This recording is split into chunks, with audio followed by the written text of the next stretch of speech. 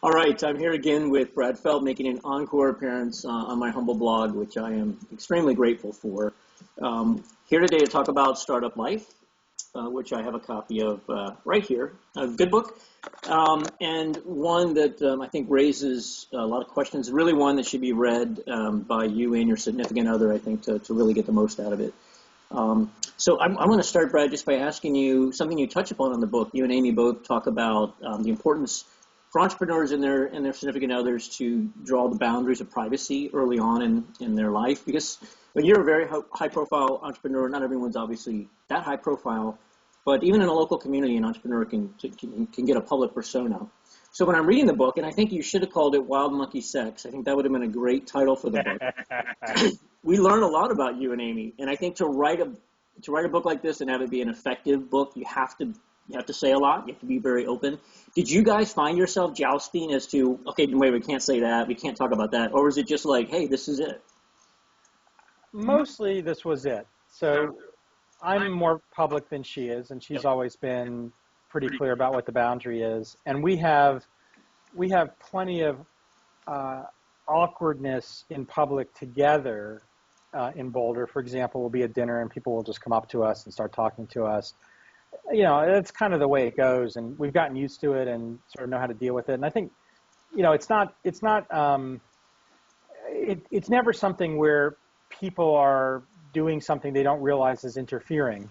Right. Anyway, the boundaries are important to get right. The writing of the book, the boundaries in the context of that were interesting. There were probably a few things that we took out after writing it that Amy or I didn't feel comfortable with. Right. And, you know, there was one particular thing around sex that we took out. But you left in the Wild Monkey Sex. We left in Wild Monkey Sex. And then there was one other that I can remember, only one other specific anecdote that we actually had trouble. We took it out not because we were uncomfortable. We couldn't quite remember. Like, we each had a different version of it, and we couldn't reconcile the different versions of it. And it was provocative enough that the fact that we couldn't reconcile a different version of it generated a long conversation, but the end result was it wasn't additive to the book. Yeah. But we tried to let it all hang out. And you know, I think that was a commitment we made to each other when we started, which was, you know, if this is going to be real, it has to be real. I think it's something also I'm extraordinarily proud of the people who contributed. You know, we have about 20 people that contributed to the book. Yep. And some of the stories, like Jenny Lawton's and Paul and Renee Barbarian's, were not just heartfelt, but incredibly clear in terms of sort of peeling off layers of their own personal experiences that really impacted them. Yep. Well, it's good. I mean, as I said, I don't think you could write a book like this and have it be a good book if you were like, whoa, we can't talk about that. And it would be such a narrowly defined. We try not to drive any boundaries.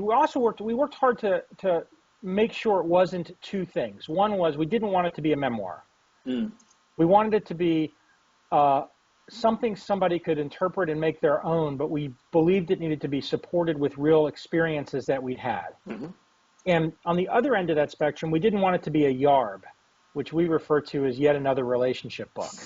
So, you know, the book that you get in the bookstore, it says if you follow these following 9 steps, you'll have a perfect relationship and your sex will always be great and your kids will grow up to be, you know, astronauts and presidents. Yep.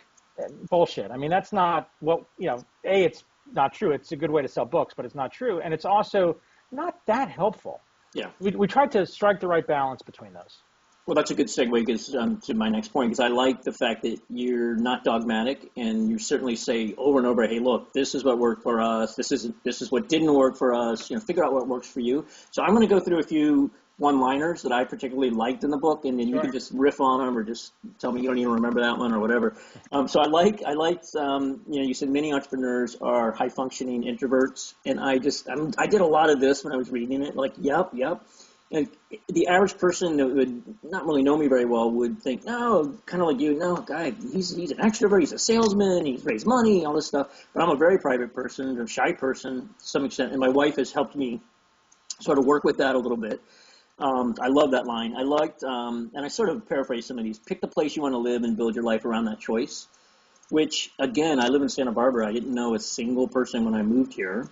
Doesn't make me a hero, but hopefully it's a message to other folks that are struggling with living where their parents happen to live and sort of feeling like, well, I'm in this town, and so this is where I'm going to make my life. Right. Or feeling like they have to move to a specific place to be a successful entrepreneur. You know, to be successful, you have to move to the Bay Area or have to be in New York. Like, not true. Yeah, and you did a good job of debunking that in startup communities. I liked your reference to money as a tool, and you talk about how, know how much is enough. So my wife and I clearly had that kind of dialed in. Neither of us, were fluent growing up, and I think we've always been very comfortable in knowing how much was enough. It's also something that I find I spend time talking to our entrepreneurs before we invest. And sometimes they think I'm trying to trick them, or, it's something like, wait, what does he want me to say? And my response is, look, I just want to know that your vision of success or your definition of success, personal success, matches with our funds. We're not looking for billion-dollar exits. If your vision of success is a billion-dollar exit, you should probably get money from someone else. So I think having that conversation with an entrepreneur is important. It's just as important having it with girlfriend, boyfriend, spouse, whatever. Otherwise, you're never really going to know what success is, and if one of you is always striving and the other one's holding back, that's not going to work. I think the conversation between the two partners also forces both of them to think about what actually means it to them, right? So a lot of times it's not that you don't have alignment with your partner, it's that you actually haven't thought it through. Or when you start thinking it through, you realize that what you think is not necessarily aligned with your reality or your behavior. Yeah. And that's something that comes out pretty quickly. Well, that fits in with another one I like. Share life philosophy, align your values, and then align your actions with your values. And again, I think that's, my wife and I have been fortunate to have done that with trial and error over the years. And then you also make the point, which I really liked, which, that those values will change over time, and that's okay. Mm-hmm. As you grow, as you mature, as you accumulate more wealth, whatever the situation is, it's okay that what you thought when you were 25 is a little bit different from what you think when you're 50. Extremely important. I'm 47 now. When I look back, there are a number of very specific moments in my life and our life as a couple that our aspirations, goals, desires changed, both collectively and individually. And some of it was around money. Some of it was around achievement. Some of it was around power. The deep core values, our life philosophies really haven't changed much. They've evolved, right? But there are very deep starting points. But the way you accomplish that and what you do you get to a different stage shifts around. And that also prepares you as, you have success to then understand what actually matters about that success. This is something I see a lot of entrepreneurs struggle with. You have success and then you're totally lost. Or, your partner doesn't really understand that your motivational structure just shifted and you went to a different stage after you sell your company, or you go through a period where your company fails and now you have to work at a different cadence, or you have a different set of responsibilities and your partner isn't tuned into it because you haven't talked about what matters. Yep. And if you can get that out of the way early in the relationship, not out of the way, but if you can get to that early in the relationship, but then recognize that it does evolve and you have to keep getting to it. Right. That's a big thing. Yeah. And as you say, communication is probably 90% of the battle throughout all of these issues. I like be right or be happy and reconcile yourself with that. Well, and in our relationship, it's really simple, is that I have no need to be right. And Amy has a pretty strong need to be right. We both have a need to be happy. And so we figured out that if she has a strong need to be right and I don't, that unless she's really not right, she's right. And this comes back to another thing, I talk about, which is picking the 3% that matters to me. In our relationship, there are 3% of things that go on that I really care a lot about. Yep.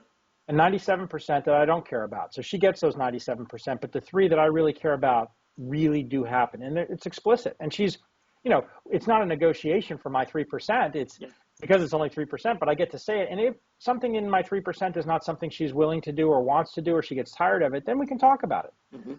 And they can be trivial things, like the couch has to be long enough for me to be able to lay down and fall asleep on it. I don't care what the couch is. And you have to be able to come in after you've been running and lay down on it. That's right. And when one day I showed up and we had these 2 fancy leather couches that probably cost as much as a car, and I wasn't allowed to sit on it, that was not an acceptable couch. Right. That was the 3% violation. But they can be things like that. And that's her calling, and I always answer when she calls. So I'll be right back. I remember that too. Okay. Okay, well, Brad, thanks a lot. I really appreciate you taking the time. I know you're on the road. I know you're leaving right now to connect with Amy, which is apropos given the whole underpinning of the entire book. But thanks again for taking the time, and we'll reconnect soon. Don, always great to see you. Okay, Brad, take care. Bye-bye.